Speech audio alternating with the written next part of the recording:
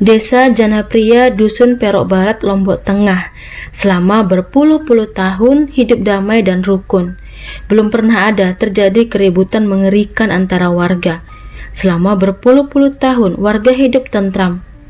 Memang kebanyakan anak muda desa ini lebih sering merantau keluar kampung atau bahkan keluar negeri. Kehidupan di desa memang tak banyak yang menjanjikan kemewahan bagi warga desa. Sebab itulah banyak warga yang cukup umur memilih merantau. Warga di sana juga mayoritas beragama Muslim. Kehidupan warga di sana juga masih belum lepas dari adat istiadat. Warga sering membuat acara adat jika desa mereka mendapatkan keberkahan.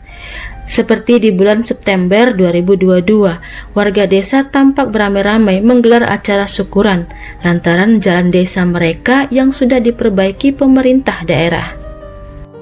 Namun di tahun 2023, tepatnya di bulan Maret, warga desa dibuat kaget setelah pagi itu salah satu warga mereka meninggal tak wajar.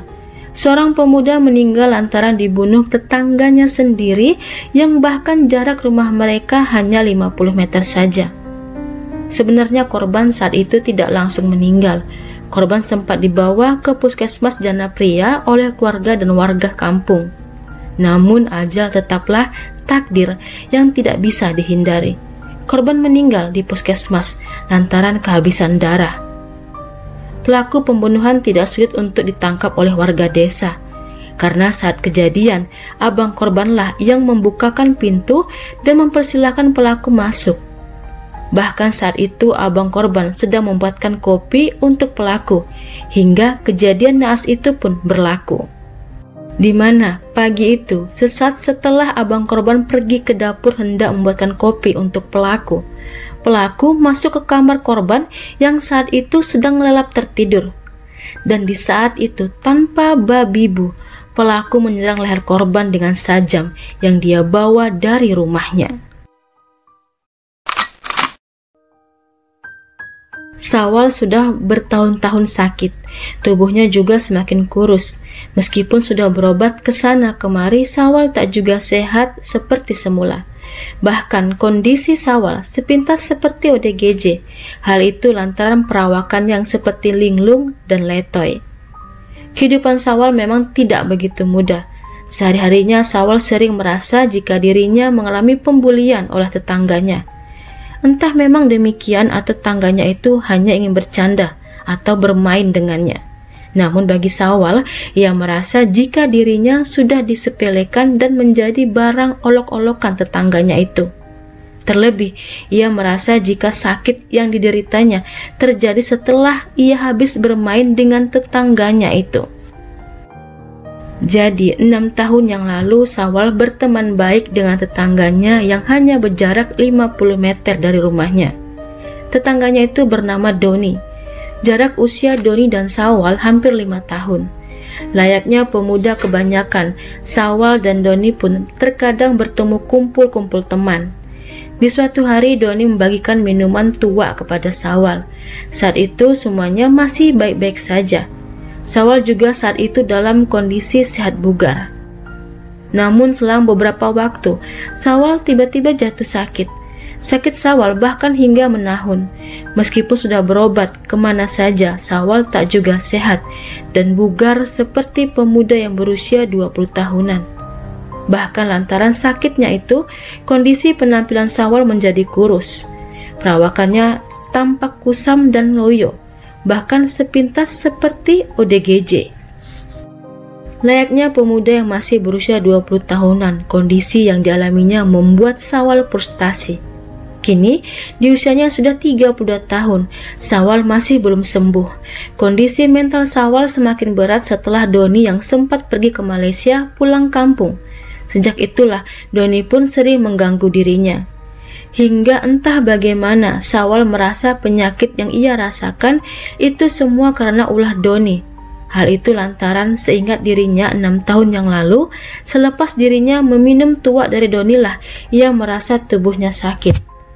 Kemudian entah sejak kapan atau entah siapa yang mengatakan padanya, atau bahkan mungkin perasaannya saja, Saul menuduh Doni 6 tahun yang lalu memberikan dirinya tua yang sebelumnya sudah dicampur dengan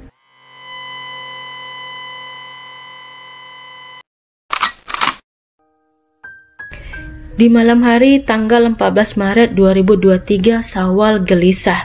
Ia susah tidur, dadanya panas, jantungnya berdebar kencang. Pria berusia 32 tahun itu tak bisa lagi menahan rasa sakit hati dan dendamnya pada Doni. Semalaman Syawal berpikir keras bagaimana caranya agar bisa melampiaskan sakit hatinya pada Doni. Hingga terpikirlah olehnya untuk nekat besok pagi membunuh Doni. Maka di pagi harinya, tanggal 15 Maret 2023, sekitaran pukul 9 pagi, Syawal mengambil pisau dari dapur. Lantas ia selipkan di sarungnya. Kemudian ia pun datang ke rumah Doni, yang rumahnya hanya berjarak 50 meter saja. Pagi itu abang Doni lah, Dedi, yang membukakan pintu. Dedi lantas mempersilakan Syawal masuk dan duduk. Sebenarnya saat itu Dedi agak heran dengan kedatangan Syawal lantaran tak pernah. Namun karena budaya yang dimana tamu harus dimuliakan, Dedi lantas ke dapur untuk membuatkan kopi untuk Syawal. Saat itulah Syawal tanpa permisi masuk ke kamar Doni. Doni saat itu masih lelap tidur, dan seketika itulah Syawal menyerang leher Doni dengan sajam yang tadi ia sembunyikan di sarungnya. Doni sempat berteriak. Mendengar teriakan Doni, Dedi lantas lari ke kamar Doni. Di saat itulah ia melihat sajam di tangan Syawal dan Doni yang sudah berdarah. Dedi lantas memegang tangan Syawal, namun Syawal berhasil kabur. Syawal lantas pulang ke rumahnya. Sementara itu melihat kondisi adiknya, Dedi kemudian berteriak memanggil tetangga. Dedi dan warga setempat sempat membawa Doni ke puskesmas, namun sayangnya Doni tak selamat. Tak butuh banyak drama, pihak kepolisian dari Polres Loteng pun berhasil mengamankan Syawal. Saat itu Syawal juga tak melakukan perlawanan. Saat berada di kantor polisi, Syawal juga tampak tenang. Dalam pemeriksaan, Syawal mengakui perbuatannya. Saat ditanyai alasannya, Syawal berkisah jika ia sakit hati karena tak sembuh-sembuh sejak 6 tahun yang lalu. Dan sakitnya lantaran sehabis dirinya minum tua dari Doni yang kemudian ia yakini sudah dicampur dengan air. Sakit hatinya semakin bertambah setelah sekembalinya Doni dari Malaysia. Korban sering sekali mengganggunya. Rasa sakit hati dan dendamlah yang membuat Syawal nekat membunuh Doni. Dalam proses pemeriksaan, petugas sama sekali tak melihat adanya tanda-tanda kelainan jiwa kepada pelaku. Dan itu dikuatkan dari pemeriksaan kesehatan pelaku yang terlihat sehat. Bahkan pelaku bisa memberikan keterangan dengan baik.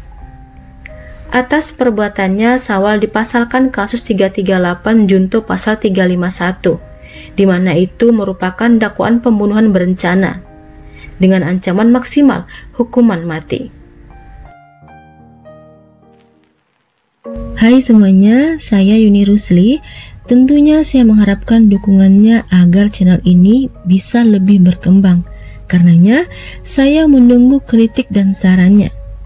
Kalau begitu, sampai di sini dulu kisah dan cerita kali ini. Terima kasih sudah menonton. Sampai ketemu di kisah dan cerita lainnya.